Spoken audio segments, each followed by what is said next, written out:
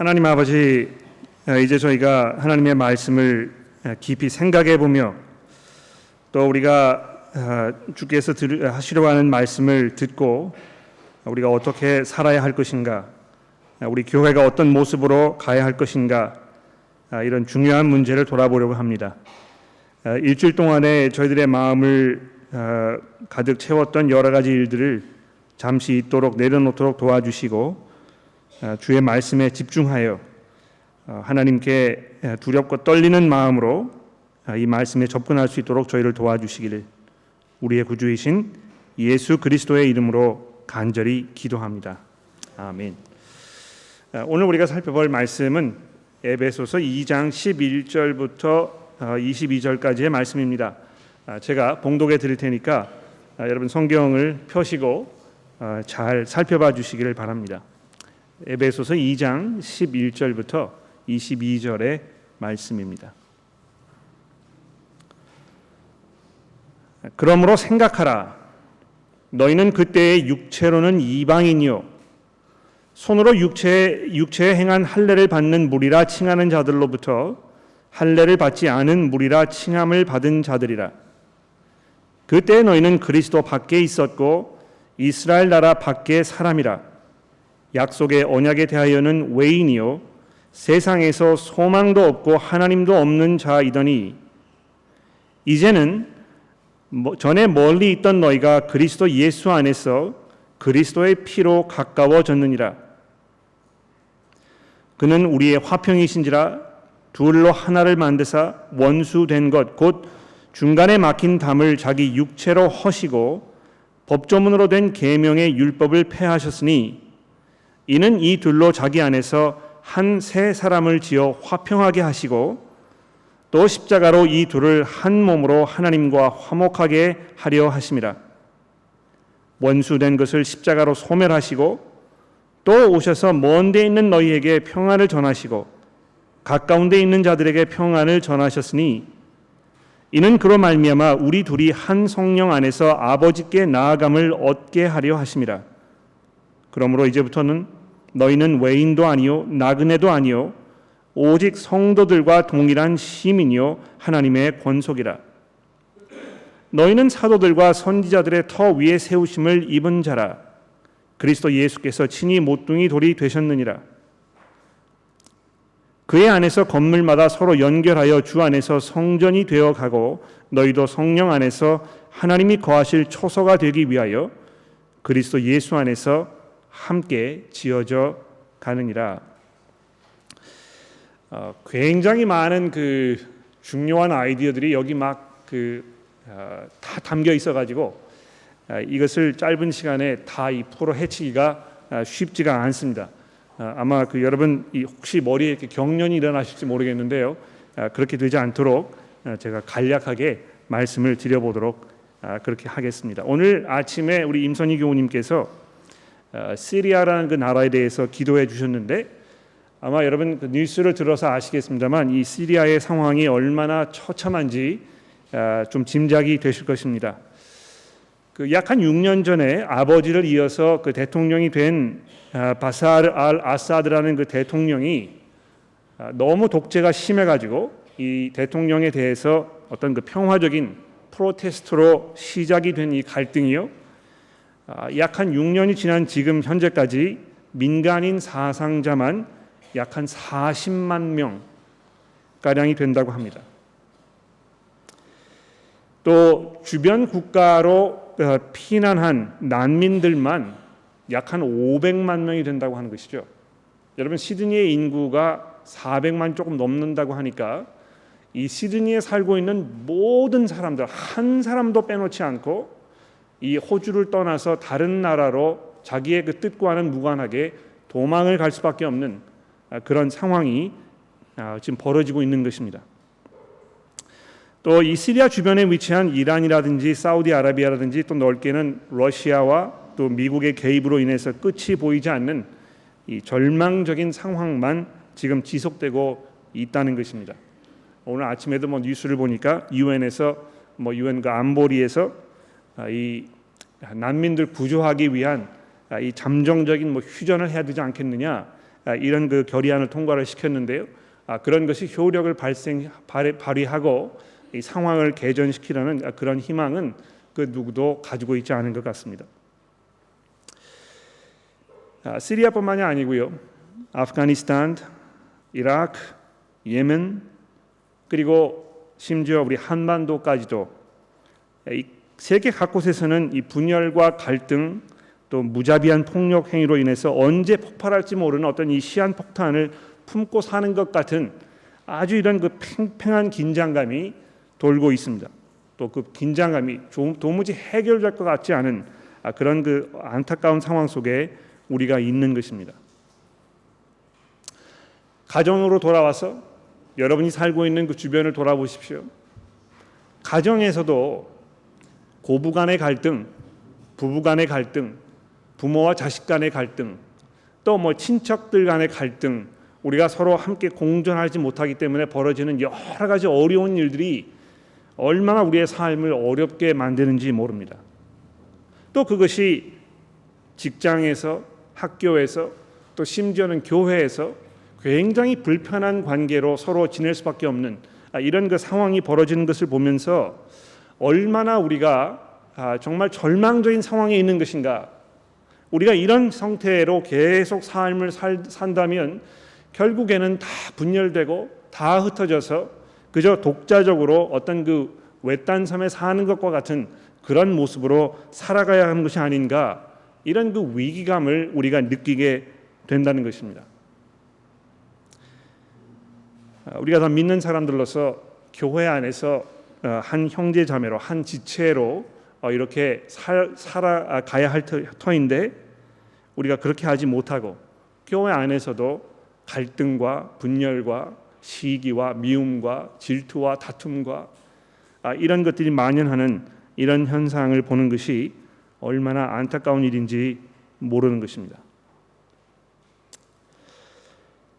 그런데 이것보다 더 심각한 지금까지 제가 말씀드렸던 여러 가지 어떤 그 갈등과 분열의 이런 그 증거들보다 더 심각한 그런 그 분열이 인간의 역사상에 있었다는 것입니다. 우리가 지금까지 경험했던 그 모든 것들을 통틀어서 이 분열을 넘어설 수 없는 그런 끔찍한 일이 성경에 지금 소개되고 있습니다. 무엇입니까?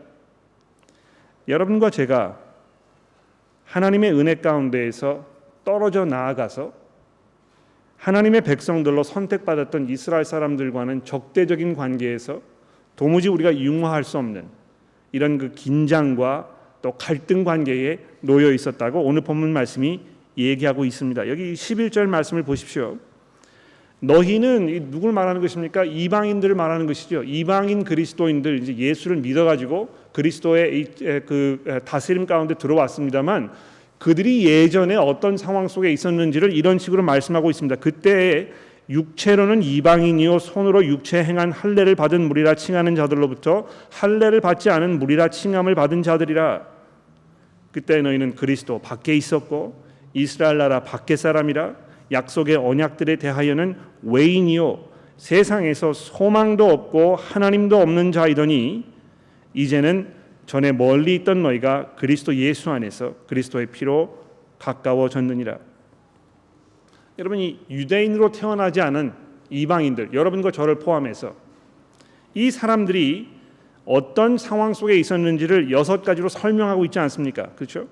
이방인이고 그리스도 밖에 있었고 이스라엘 나라 밖에 있었고 약속을 누릴 수 없고 세상에서 소망도 없고 하나님도 없는 이런 아주 절망적인 상황 속에 우리가 있었다고 사도 바울이 우리를 설명하고 있습니다. 여러분, 이 예수를 믿는다는 것이요, 왜 필요한 것인가? 예수를 믿지 않으면 우리가 어떤 상황 속에 있는 것인가? 이런 거를 우리가 잘 설명을 해야 믿지 않으시는 분들이 이제 내가 예수를 믿어야 되겠다 하는 마음이 생길 텐데요. 여기 이 11절 이하에 등장하는 이 믿지 않는 이방인들의 그 과거의 삶을 어떤 식으로 설명하고 있는지 잘 한번 생각해 보십시오. 얼마나 절망적입니까? 세상에서 소망도 없고 하나님도 없이 하나님의 그 약속에 참여할 수 없는 이런 절망적인 상태에 있었다고 얘기합니다. 물론 지난주 그 본문이었던 2장 3절 말씀에 보시면 유대인들도 똑같은 상황 속에 있었습니다. 그렇죠? 거기 이렇게 설명하지 않습니까? 유대인으로 태어났다고 해서 자동적으로 하나님의 은혜를 누는 게 아니라는 것을 이런 식으로 얘기합니다. 2장 3절 말씀해 보십시오. 전에 우리도 이 유대인들이면서 예수를 구주로 고백한 이 유대인 성도들을 말하는 것이요. 전에 우리들도 다 그 가운데에서 우리 육체의 욕심을 따라 지내며 육체와 마음에 원하는 것을 하여 다른 이들과 같이 본질상 진노의 자녀였더니. 여러분이 얼마나 우스운 상황입니까? 유대인들이 자기가 이 하나님의 선민이라는 생각을 가지고 있으면서 이 이스라엘 백성으로 태어나지 않으면 도무지 하나님의 은혜에 참여할 수 없는 그런 그 존재들이라고 이방 사람들을 무시했었는데 뭔가 대단히 착각하고 있었던 것입니다. 자기들도 역시 진노의 자녀였다는 사실을 망각한 채 오히려 이방인들을 하나님께로 돌아오는 걸 막고 그들을 적대시하고 그들과 섞이지 않으려고 하고 어떻게 해서든지 간에 자기들끼리만 무엇을 해보려고 하는 이런 아주 어리석은 상황 속에 있었다는 것이죠. 그런데 거기에 대고 바울 사도가 뭐라고 얘기합니까? 우리들도 역시 이방인들과 마찬가지로 본질상 진노의 자녀였다고 이렇게 선언하고 있지 않습니까? 아마 유대인들이 들으면 격분할 수밖에 없는 아주 대단히 파격적인 그런 그 평가입니다. 이런 이유 때문에 유대인들과 이방인들 사이에 넘을 수 없는 이 장벽이 있었다는 것입니다.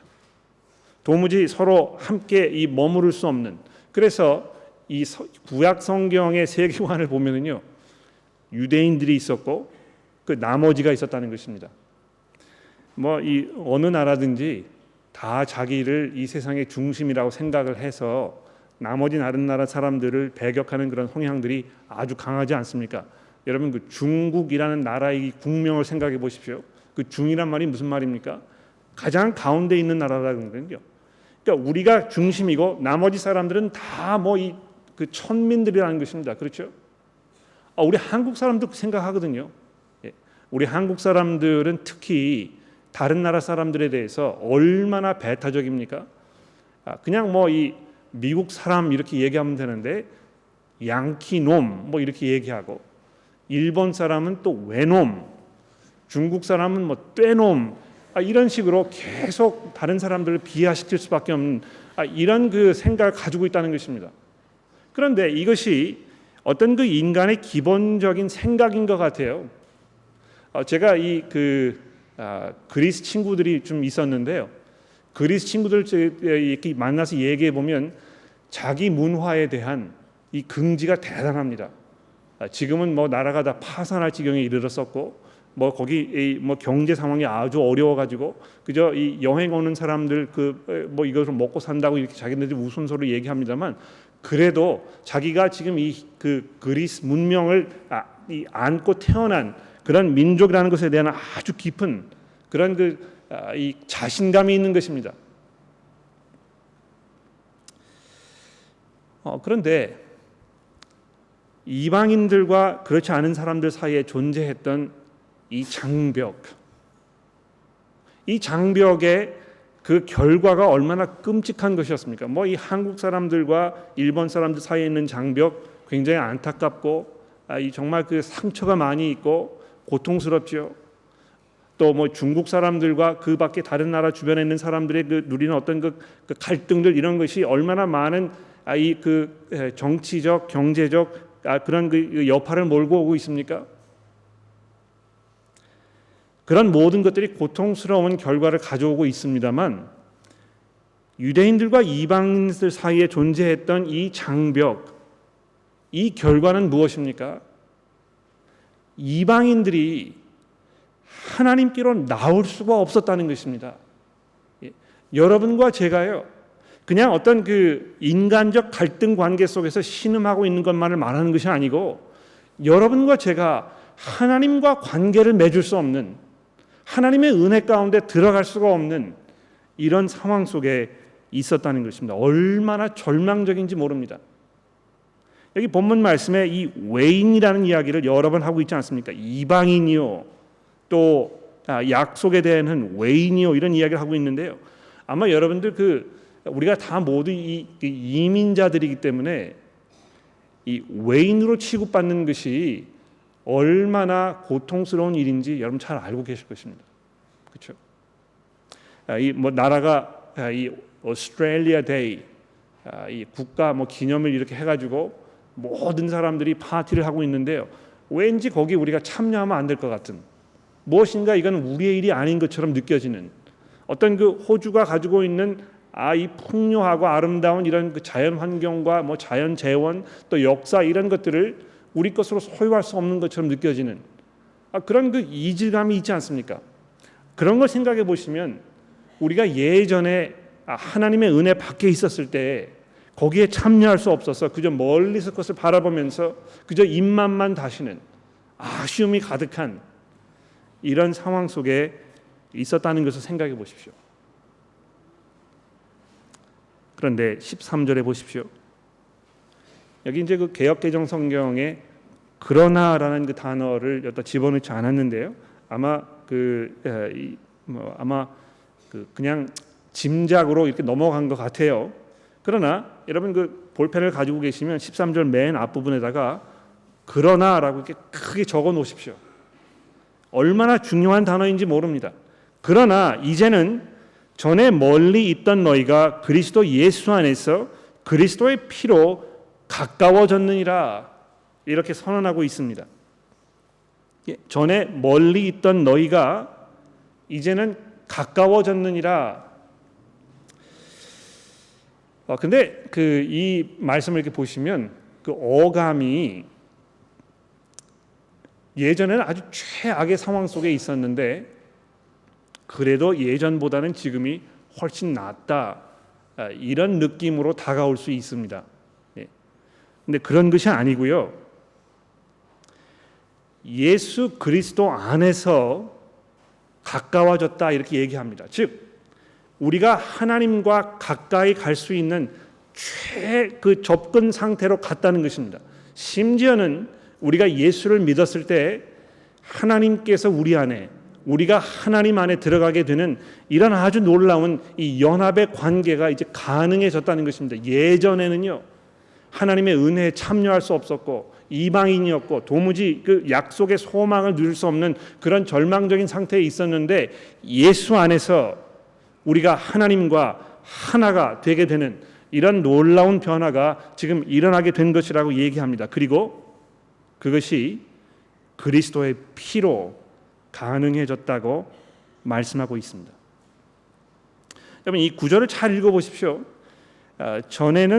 이제는 전에 멀리 있던 너희가 그냥 그리스도 예수 안에서 가까워졌느니라, 혹은 전에 멀리 있던 너희가 그리스도의 피로 가까워졌느니라, 이렇게 한 번만 얘기하면 될 텐데요. 그렇게 하지 아니하고 예전에 멀리 있던 너희가 그리스도 예수 안에서 그리스도의 피로 가까워졌느니라, 이렇게 설명하고 있는 것입니다. 왜 그런 것입니까? 하나님과 아주 가까워진, 그리스도 안에서 가까워진 그 상황을 설명하면서 그것이 예수 그리스도의 피로 가능하게 됐다는 것을 바울이 설명하고 있는 것입니다.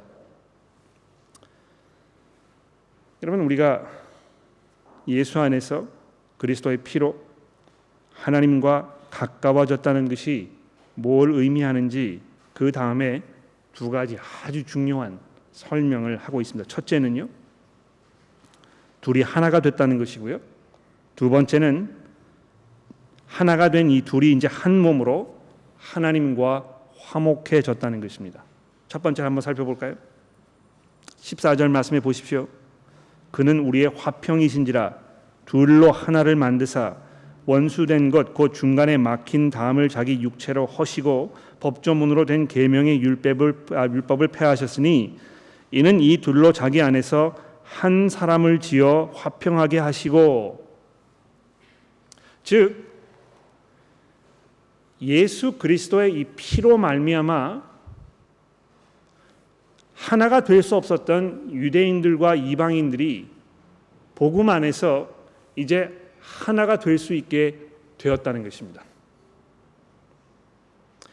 그런데 이방인들과 유대인들이 예수 안에서 하나가 되었다는 것은요, 이방인들이나 유대인들이나 이제 똑같은 방법으로 하나님께 갈 수 있게 되었다는 것을 말하는 것입니다.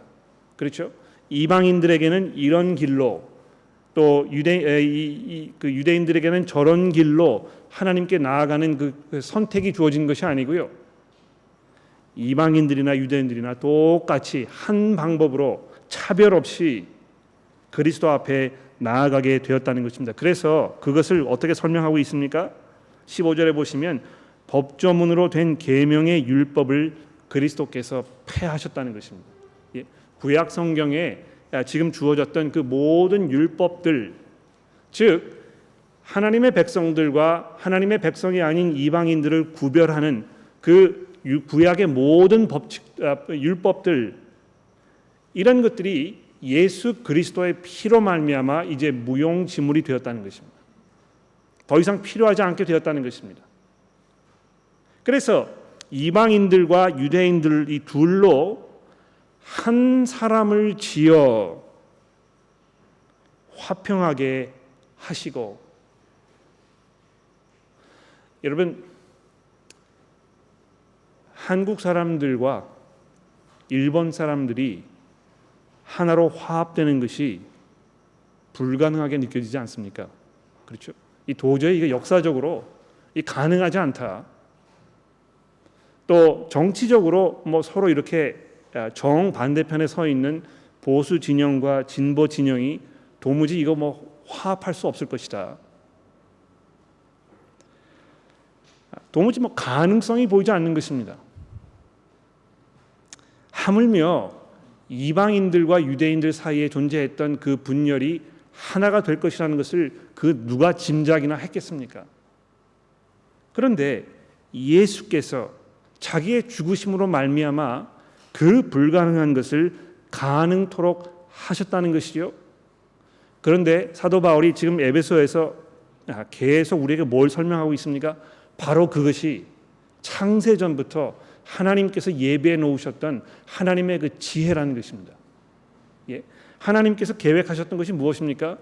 그리스도 안에 모든 것들을 통일시키시라는 것이 그분의 계획이었다는 것이죠. 그래서 예수를 모르던 사람들, 이방인들, 유대인들, 모든 것들을 다 그리스도 안에 부르셔가지고 그리스도를 주로 고백하게 하고 그분 앞에 무릎을 꿇게 하고, 그래서 모든 것들이 통일되게 하려는, 즉 그리스도의 다스림 가운데 들어가게 하려는 것이 하나님의 계획이었다는 것인데요, 지금 그 이야기를 우리에게 하고 있는 것입니다. 더 나아가서 16절에 보십시오. 또 십자가로 이 둘을 한 몸으로 하나님과 화목하게 하려 하심이니라. 원수된 것을 십자가로 소멸하시고 또 오셔서 먼데 있는 너희에게 평화를 전하시고 가까운 데 있는 자에게 평화를 전하셨으니 이는 그로 말미암아 우리 둘이 한 성령 안에서 아버지께 나아감을 얻게 하려 하심이라.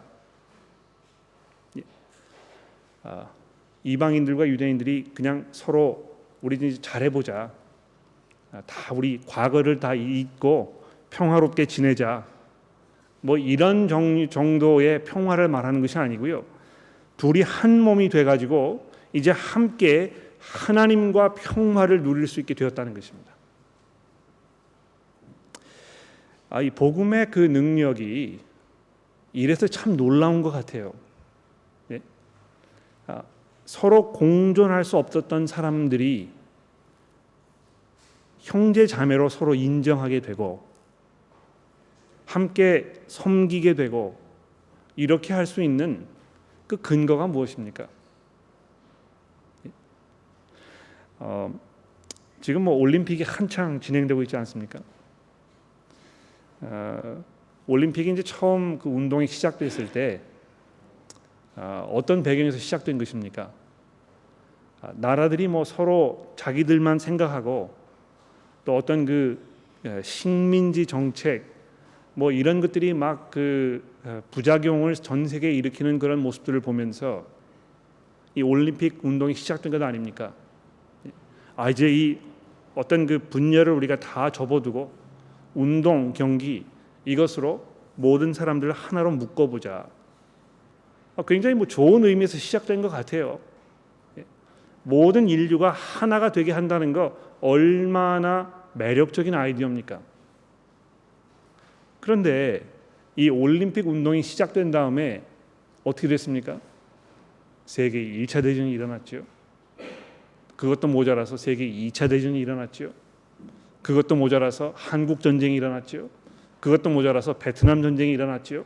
그것도 모자라서 뭐 올림픽 운동이 결국 인류를 하나가 되게 한 것입니까? 전혀 그렇지 않습니다. 운동으로 사람을 하나로 묶어보자 하는 이런 것이 그 발상 자체가 지금 돌아보면 아주 우스운 일인 것 같아요. 아닙니다, 여러분. 부서진 것, 깨어진 인간관계, 민족들 사이의 이 갈등과 분열, 이것을 하나로 만들 수 있는 유일한 길은 무엇입니까? 우리 모두가 그리스도를 통하여 하나님과 화해하는 것입니다. 그래서 복음 선포가 중요한 것이고, 그래서 이 선교사님들께서 나가셔서 하나님의 말씀을 선포하고 그들이 하나님과 화해할 수 있도록 이렇게 그들을 부르는 일이 얼마나 중요한 일인지 모르는 것입니다. 그러므로 여러분과 제가 교회로서 외국에 나가서 복음 전하는 일을 하고 계시는 전도사님, 선교사님들 우리가 위해 염려하고 기도하고 그들 지원해드리고 이렇게 하는 것이 이 에베소서 2장의 이 말씀의 의미를 우리가 잘 이해하는 그 결과라고 생각합니다.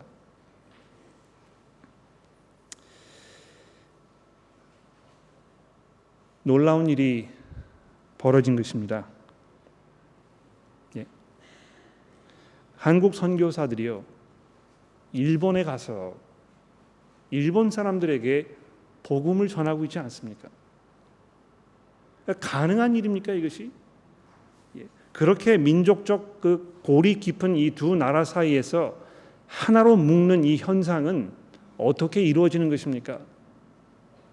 예수 그리스도의 복음으로 이루어지는 것입니다.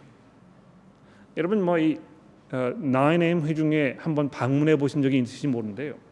저는 그 9am 회중에 갈 때마다 정말 마음이 벅차오릅니다. 이 호주 분들, 또 한국 분들, 중국 분들, 또 베트남 분들, 인도네시아 분들, 인도 분들, 스리랑카 분들 이런 분들이 다 모여가지고 우리가 그리스도 안에서 복음으로 하나가 되었다고 서로 고백하고 서로를 존경하고 사랑하고 세워주고 격려하는 이런 것들이 얼마나 놀라운 변화입니까? 그래서 하나님과 화목하게 되고 18절에 보십시오. 한 성령 안에서 아버지께 나아감을 얻게 된 것입니다. 여러분과 제가 교회 안에서 한 지체로 한 몸으로 이렇게 지금 있는 것은 무엇 때문입니까? 무엇이 여러분과 저를 한 지체로 만드는 것입니까? 우리가 한 성령을 가지고 있잖아요. 그렇지 않습니까? 우리가 이 원수된 지경에서 하나님께 나올 수 없는 상황 속에 있었는데 예수 그리스도의 피로 말미암아 이 장벽을 다 무너뜨리시고 여러분과 제가 하나님의 은혜 가운데 들어갈 수 있는 이 놀라운 변화가 일어나지 않았습니까? 그래서 그 한 성령으로 모든 사람들이 함께 하나님을 아버지로 부를 수 있게 된 것입니다. 그렇다면 그 안에서 우리가 분열하는 것은 상상할 수가 없는 끔찍한 그런 결과입니다. 성령께서 우리를 하나가 되게 하셨는데요. 그 성령을 우리가 한 성령으로 지금 함께 고백하고 있는데요. 우리가 성도들 다른 그 지체들과 화합할 수 없다면 그것은 성령을 부인하는 것입니다. 그렇지 않습니까?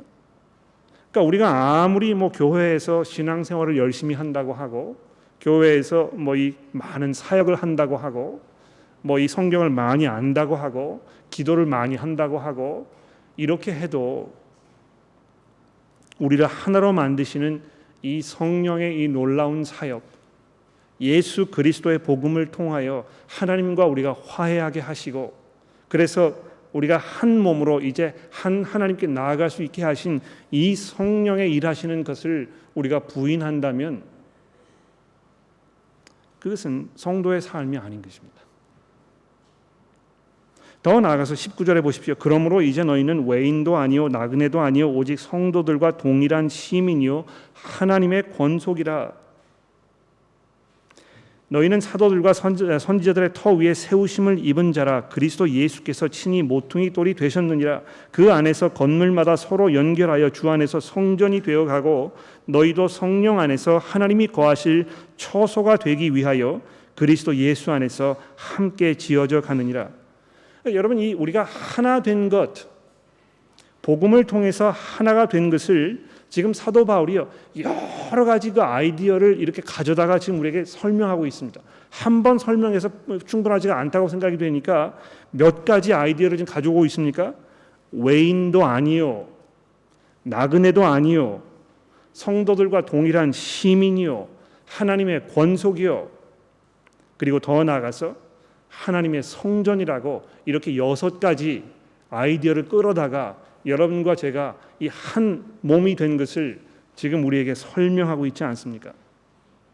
이거를 뭐 그 사도 바울이 하나하나씩 다 풀어서 우리에게 설명하지 않고요. 그 중에서 맨 마지막에 등장하는 이 성전이라는 개념을 지금 사용해서 지금 우리가 하나 된 것을 이런 식으로 설명하고 있습니다. 첫째로 20절에 보십시오. 사도들과 선지자들 터 위에 세우심을 입었다는 것입니다. 여러분과 제가 지금 하나가 된 것은 어디 위에 하나가 된 것입니까? 우리가 한국 사람이라는 이유로, 한 문화를 가지고 있다는 이유로 우리가 지금 이 자리에 모인 것입니까? 물론 그 언어적인, 문화적인 뭐 이런 그 요소들 우리에 있기 때문에요.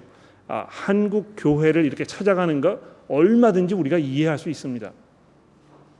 그런데 교회가 교회로 모이는 그 근본적인 이유가 우리가 한국 사람이기 때문에 이렇게 모이는 것이라고 생각하신다면 그 교회는 더 이상 복음 위에 서 있는 교회라고 얘기할 수 없습니다. 그러니까 여러분과 제가요, 물론 뭐 이제 우리가 이 한국어로 설교를 하고 모임 전체가 한국어로 진행이 되고 있기 때문에 한국어가 불편하신 분들이 이 자리에 오셔가지고 우리가 함께 사역하는 것이 굉장히 어렵습니다. 그러나 그렇다고 해서 여러분과 제가 배타적이어서는 안 될 것입니다. 뭐 이 배타적이라는 거는요, 뭐 꼭 누구를 저 문 밖에 서가지고 한국 사람인지 아닌지 여권 확인해보고 한국말 할 수 있는지 없는지 확인해보고 이렇게 들어오라고 하는 것뿐만 아니고요, 그걸 포함하는 것뿐만이 아니고요, 다른 나라 사람들에 대해서 아무런 관심이 없는 것입니다. 이건 뭐 나와 무관한 일이라고 생각하는 것이죠. 물론 언어 소통이 안 되기 때문에 내가 뭘 할 수 있겠느냐, 이런 그 조바심이 좀 있기는 할 겁니다. 그러나 그리스도 안에서 한 형제가 된 사람이라면 우리가 정말 그를 바라보면서 하나님께 감사하고 하나님의 그 능력을 찬양하고 우리가 반갑게 인사하고 이렇게 얼마든지 할 수 있을 것입니다. 가끔 뭐 우리 회중에 이 교회 사역을 하시는 우리 사역자분들, 한국분이 아니신 분들 소개되고 이렇게 하지 않습니까? 그러면 그분과 뭐 많은 대화를 나눌 수 없어도 반갑게 그분을 맞이하고 자기를 소개하고 뭐 이렇게 이 정도 우리가 얼마든지 할 수 있지 않겠습니까? 그리고 내가 뭐 위에서 기도하고 있다고 또 실제로 기도하시고 이런 것도 우리가 얼마든지 할 수 있는 것이죠. 그래서 이 사도들과 이 선지자들 그 하나님의 복음의 말씀 위에 우리가 잘 든든히 세워져 있기 때문에 그것이 우리를 하나로 만드는 것입니다. 더 나아가서 예수 그리스도 그분께서 친히 모퉁이 돌이 되셨다는 것이죠. 모퉁이 돌은 무엇입니까? 이 건물이 되게 하는 가장 중심적이고 가장 그 핵심이 되는 그런 돌 아닙니까? 그래서 역시 마찬가지로 우리가 교회를 교회가 되게 하는 것은 예수 그리스도 그분에 대한 우리의 공통적인 고백인 것입니다. 그 안에서 건물마다 서로 연결하여 주 안에서 성전이 되어 가는데, 이 성전이 어떤 곳입니까? 성령 안에서 하나님이 거하실 처소가 되는 것. 얼마나 놀라운 일입니까, 여러분? 교회라는 것은요, 이 건물을 말하는 것이 아니고 성도들을 말하는 것입니다. 우리가 뭐 이 교회 건물에서 모이든지 뭐 야외에서 모이든지 천막을 치고 모이든지 아무런 문제가 되지 않습니다. 우리가 마치 뭐 이 하나님께 훌륭한 건물을 지어 드려야 하는 것처럼, 마치 구약 시대에 이 다윗이 하나님께 성전을 지어 드려야 되겠다고 생각을 했던 것처럼 우리가 하나님께 그렇게 해 드려야 되지 않겠느냐? 하나님이 무슨 뭐 부동산 업자이십니까? 하나님께서 사람이 만든 건물에 거하실까요? 하나님 이 성전을 질 때도 다윗에게 그렇게 말씀하셨잖아요. 이 세상에 있는 모든 것들로 다 동원해서 나를 위해 건물을 만든다고 그것이 내게 충분하겠느냐? 그렇지 않습니다. 오히려 하나님께서는요, 예수 그리스도의 이 복음을 통해서 하나님의 이 자녀가 되게 된, 한 몸을 이루게 된 성도들의 이 모임 가운데 교회로 임하시는 것입니다. 바로 여러분과 제가 성전인 것입니다. 그러므로 우리가 성전 건축을 하려고 헌금하지 말고 우리가 성도들을 서로 세워주고 말씀 안에 한 그 그리스도의 몸이 될 수 있도록 서로를 섬기는 일이 바로 우리가 해야 할 일이라는 것입니다. 그러므로 여러분, 우리가 서로를 끌어내리지 말아야 하겠습니다. 혹시 여러분들 가운데 다른 성도분들을 무슨 이유에서든지 간에 그의 신앙생활을 방해하고 그들의 마음을 불편하게 하고 그를 끌어내리려는 어떤 그 의도가 있었고, 그 분에 대한 끝없는 어떤 그 원망이나 시기나 질투가 있었다면 이것은 분명히 우리가 회개해야 할, 우리가 시정해야 할 그런 일임에 분명합니다. 그리스도께서 자기의 피를 주시고 이루신 이 연합, 화합, 화평, 이것을 우리가 깨지 말아야 할 것입니다. 더 나아가서 우리의 이 시각을 좀 더 넓혀가지고 우리 문화만, 우리끼리만 이렇게 해야 되겠다는 그 틀에서 우리가 탈피해야 할 것입니다. 물론 뭐 이 회중을 우리가 그래서 다문화 회중으로 만들자는 이야기는 아닙니다. 아마 이 언어의 장벽은요, 나름대로 해결될 기미가 보이지 않습니다. 아주 어려워요. 그렇지 않습니까? 그러나 그렇다고 해서 우리가 어떤 그 복음을 필요로 하는 다른 나라 사람들에 대한 우리의 그 관심과 우리의 그 기도와 우리의 헌신을 우리가 등한시하지 말아야 할 것입니다. 더 나아가서는 다른 회중에 있는 성도 여러분들, 뭐 우리 자식들도 있을 것이고 또 다른 나라에서 국적을 가지고 있는 사람도 있을 것입니다. 그들을 위해서 우리가 함께 기도하고 우리가 한 몸으로 그리스도 안에 성숙한 모습으로 자라갈 수 있도록 위해서 기도하는 것이 우리의 사명일 것입니다. 마지막으로 이 자리에 아직 하나님과 화해하지 못하신 분들이 계시다면, 다시 말해서 그리스도의 몸이 이렇게 되지 못하셔서 그리스도를 주로 고백하지 못하고 하나님께서 그리스도를 통해 우리에게 주신 그 놀라운 구원의 은혜가 무엇인지에 대해서 잘 모르시는 이런 분들이 혹시 이 자리에 계신다면, 제가 혹시 계시면 이렇게 말씀드렸습니다만 그런 분들이 분명히 이 자리에 계십니다. 여러분, 이것은 아주 심각한 문제입니다. 여러분이 뭐 교회를 출석하신다고 해서 해결될 문제가 아니고요. 내가 지금 하나님의 그 은혜 가운데 있는 것인가 아닌가, 내가 그리스도를 구주로 고백하고 있는 것인가 아닌가, 이 문제로 날카롭게 자기 자신을 돌아보시고 여러분이 결단을 하셔야 할 것입니다. 여러분들 가운데 이 복음이 선포되어서 여러분들도 하나님의 은혜 가운데 들어올 수 있는 그 모든 제반 사항들이 이제 다 마련되었거든요. 그 부르심을 거부하지 마십시오. 지체하지 마시고 오늘 이 순간 이 자리에서 내가 예수 그리스도의 은혜 가운데 들어가고 싶다고, 그분을 나의 구주로 모시고 싶다고, 내가 그분 의지하고 그를 주로 고백해서 내가 이 거듭난 새 사람으로 하나님과 화해할 수 있게 되었으면 좋겠다고 이렇게 하나님께 고백하십시오. 이것이 하나님의 은혜이고 여러분과 저를 향해 부르시는 하나님의 부르심인 것입니다. 기도하겠습니다.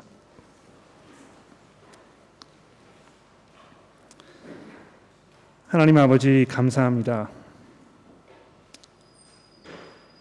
절망 가운데 있던 저희들을 복음으로 부르셔서 우리가 하나님의 자녀가 되게 하시고 하나님께서 우리에게 주시는 모든 은혜를 기업으로 상속받게 하셨으니 하나님, 이것이 얼마나 놀라운 은혜입니까? 저희를 도와주셔서 우리가 한 몸 된 교회로서 우리가 서로를 섬기며 서로 세워줄 수 있도록 저희를 도와주시며 우리가 함께 주께서 성령으로 거하시는 그 성전으로 지어감을 받을 수 있도록 저희를 도와주시기를 예수 그리스도의 이름으로 간절히 기도합니다. 아멘.